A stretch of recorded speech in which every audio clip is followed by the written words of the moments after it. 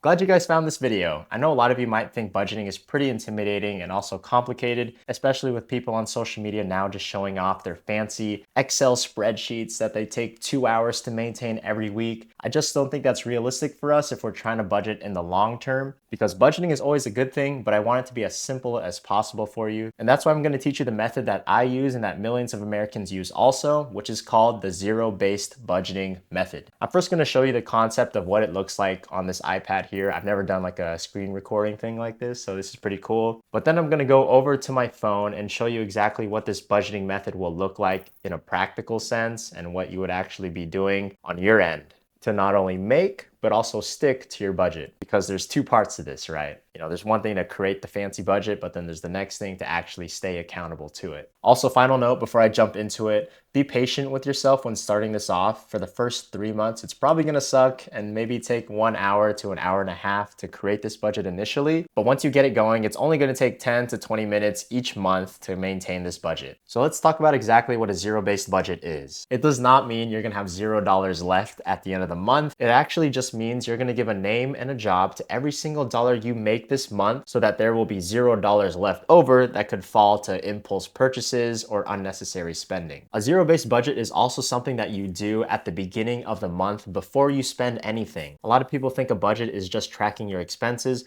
While although that is important, that is not the point of it. It actually doesn't help at all. You have to plan out where your money's gonna go before you spend it, and that's how you can actually be proactive with your money. Making and keeping a zero-based budget is gonna consist of 4 steps. Step 1 is to list out your expected income. This can be what you expect to receive from your job in the form of a paycheck. This could also be your side hustles or any other form of income you might receive, maybe something from the government. In this example, maybe from your paycheck, you're getting $3,500 a month, and maybe also you do a side hustle of walking dogs where you earn an extra $500. Step 2 is to list out your expected saving and spending this month. In this step, your brain's gonna have to do a little bit of work, and most likely you're gonna open up your banking statements and look through your transactions the last few months. So go ahead and list out what things you put your money towards to each month. Maybe it is towards your savings goal. Maybe it's towards groceries, obviously, rent, utilities, fun like entertainment, restaurants and eating out, giving and donations, investing, and even your debt payments. They all go into this step too. That's why it will take a little bit of time. Now, with each of these categories you made, you're gonna put a dollar amount next to it that you expect to put towards that thing. Maybe savings, it's 300, groceries, 400, utilities, 150, rent, 1700, fun money, 400, restaurants, 200, giving, 100, investing, 500, and towards your debt payments, another 250. Now, here's the fun part where you're gonna do a little bit of elementary math. You're gonna subtract your expected savings and spending from your income. Like a classic math teacher, I'll write out the formula here. And the key part about this formula is that when you do this math, it should equal a big fat 0. That basically means that there are $0 left over and $0 that you didn't give a name and a job to, which is a great thing. So let's figure out if we did this right. The total for income comes out to $4,000. The total for expenses after breaking out the calculator also came out to $4,000. So in the end, if we know we can subtract the savings and expenses from our income and get a big fat 0, that means we have budgeted correctly. Now, of course, let me be honest with you, this is not realistic at all. When you first list out your expected savings and expenses and you do this math, you might be in the negatives or you might have some money left over still to budget. I'm gonna show you that exact situation when I use the app and show you what a real budget is gonna look like on your phone or your computer. So the final step of the zero-based budget is to go throughout your month and track your expenses and savings and all those transactions and then compare it to what you wrote down in your initial budget. So here we have what we planned out at the start of the month, but at the end of the month, here's what we actually spent. So obviously when you're first making a budget, you're just making estimates on what you think you're gonna spend, but then when you go throughout the month, you're gonna find out what you actually do spend. Give yourself some grace, understand you're gonna be wrong in a lot of ways, and sometimes you're gonna find out there are some categories you did not even consider, like gifts in this situation. This month is Mother's Day. I made a mistake and did not plan out the gift category, and now I probably need to make some changes right now. Overall, the purpose of this budget isn't to just set it and forget it. It is something that you have to come back to and continue to change and alter, because this budget is a living and breathing document, because life changes,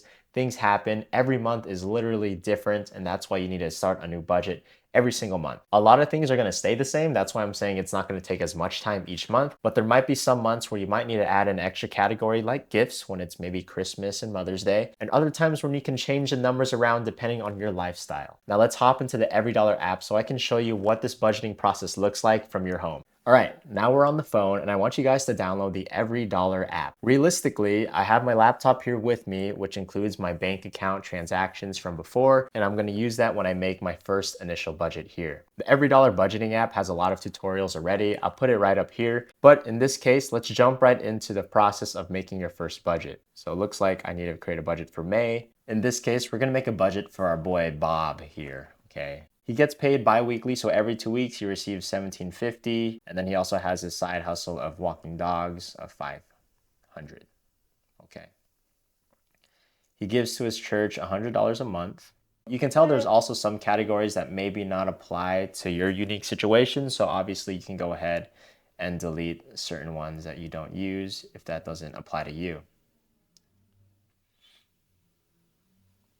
For savings, Bob puts aside $500 a month. And the smartest thing to do is first plan out your expenses for your necessities. So your rent, your utilities, your transportation, and your food. So rent might be $1,700 a month. Your utilities might be $80 for electricity, $70 for internet. And if you notice, while we're doing this, up at the top right here, it shows how much money you have left to budget based off the income that was provided. So obviously we had $4,000 of planned income. And now after entering our initial expenses, we still have $1,550 left to budget. For groceries, of course, he's putting in $400 towards that. For transportation, he's putting down an expected $150 towards gas. Maybe he has an oil change for this month, so he's putting aside $60 for repairs and maintenance. And then I'm just gonna go through and populate the rest of these with our hypothetical situation. I'm gonna delete trash because that's already included in his rent. I'm gonna change up the streaming services name and just put in subscriptions to keep it simple. Bob doesn't pay for individual health insurance, it's all through his job. He doesn't need hair and skincare. He doesn't have a pet. He has no kids. Now in Bob's case, he wants to add another category towards gifts. So he adds that as an extra item. And he's putting aside $50 this month because it's Mother's Day. Oh, we're reaching a point where now we're hitting over budget, meaning that we've had more expenses and savings planned out than we actually do in income. And probably you guys are gonna face this too when you first start budgeting. This is where we can start dialing back on a little bit of things. Maybe restaurants don't have to be up to $300 for one person. Let's crank that back down to $150. Bob also has a student loan balance of $3,000. So each month he is planning to set aside $100 to go towards that. Now he has an extra $25 that he can put towards any other thing here. And maybe he wants to just bump up his fun and entertainment category. Perfect. Now you'll see at the very top, it says it is an EveryDollar budget, meaning that every dollar that you have made now has a name and a job and something to go towards. You're being fully intentional with your money now. And now that Bob has finished his budget, at the start of the month, he's gonna go and live his best life. And throughout this month, he's gonna record each transaction he does make. Maybe he spent $50 over at a restaurant, so now he can add that to his restaurant category. And now you can see a little meter filling up as he's spending money each month, and he can really keep himself accountable to his goals. Now, if you guys do sign up for the premium version of this app, you can actually link up your bank account and have your transactions come directly to the app where you're easily able to sort it out. So obviously my wife and I had this big old sushi date, and I'm gonna move this over to the eating out category, just drag it over there like that. Right here I have some gas, I'm gonna drag that over to the gas category. And now obviously you can see the little meter filling up. We have some personal expenses here, I'm gonna drag those over, super easy. Oh, snap, dude. My wife just paid off her student debt. So, bam. Yeah, killer. All right, that's awesome. All right, we have some more random personal funds right here, more personal items right here. But to be honest, I would just start off with the free version. You guys don't need a premium. Honestly, if you're starting a budget for the first time, you need to start being more aware of your transactions. So I think it does help to enter each one in individually. Please let me know in the comments if you do have any extra questions about budgeting and how the $0 budgeting method works. Also, let me know if you have questions about the budgeting app. I'm gonna put in the description some other tutorials that are more comprehensive and probably spoken more clearly than I have. But thank you guys so much for watching and for being here and making this something that is important to you, because it is. I want you to take control of your money and not let your money take control of you. Peace.